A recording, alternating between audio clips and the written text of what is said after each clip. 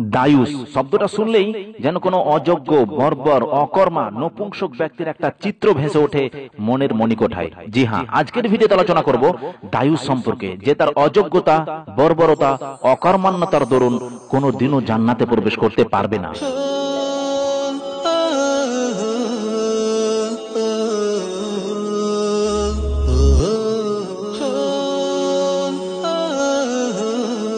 দায়ুস কোনদিনও জান্নাতে প্রবেশ করতে পারবে না। রাসূলুল্লাহ সাল্লাল্লাহু আলাইহি ওয়াসাল্লাম বলেছেন, তিন ব্যক্তির জন্য আল্লাহ তাবারক ওয়া তাআলা জান্নাত হারাম করে দিয়েছেন।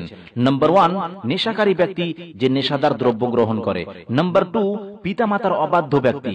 নাম্বার 3, দায়ুস যে তার পরিবারের মধ্যে অশ্লীলতাকে প্রশ্রয় দেয়। এবার চলুন আপনাকে দায়ুস ব্যক্তির সাথে পরিচয় করিয়ে দিই। দায়ুসকে, হু ইজ দায়ুস? দায়ুস বলা হয় ওই ব্যক্তিকে যে তার স্ত্রী ও পরিবারের অন্যান্য সদস্যদের, বিশেষ করে স্ত্রী ও সন্তানদেরকে অশ্লীল ও ব্যভিচার থেকে বিরত রাখতে পারে না।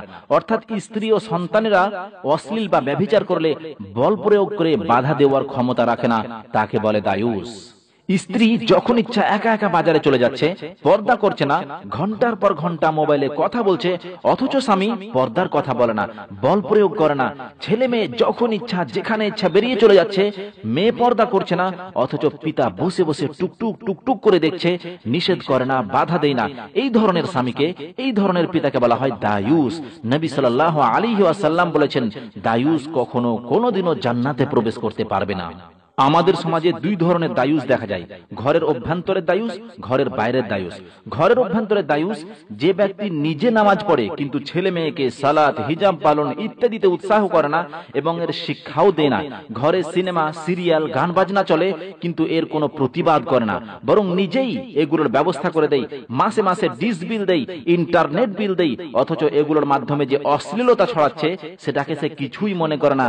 যে ব্যক্তি ঘরের এই শরীয়ত বিরোধী কাজকে রোধ করতে পারে না, সেই হলো ঘরের দায়ুস। ঘরের বাইরের দায়ুস যে পুরুষেরা নারীদেরকে টাকার লোভ দেখিয়ে খারাপ কাজে লিপ্ত করায়, যেমন পেপার, ম্যাগাজিন, পোস্টার, পণ্যের মডেলের পাশে বিজ্ঞাপনে নগ্ন নারীর ছবি ছেপে বিলবোর্ড টাঙিয়ে দেয়, তারা হলো বাইরের দায়ুস। পবিত্র কোরআনের সূরা আত-তাহরিমের 6 নম্বর আয়াতে বলা হয়েছে, কু আনফুসাকুম ওয়া আহলিকুম নারা, তোমরা নিজেরা জাহান্নাম থেকে বাঁচো এবং পরিবার পরিজনকে জাহান্নামের আগুন থেকে বাঁচাও। আসুন আমরা এই আয়াতের উপর আমল করে নিজের ও পরিবার পরিজনের ভবিষ্যৎ নিশ্চিত করি। আমিন। আশা করছি এই ভিডিও থেকে আপনি একটু হলেও উপকৃত হয়েছেন। যদি উপকৃত হন তো অবশ্যই লাইক করুন, বন্ধুদের সাথে শেয়ার করুন। নতুন দর্শক হলে চ্যানেলটিকে অবশ্যই সাবস্ক্রাইব করুন। ভালো থাকুন, সুস্থ থাকুন।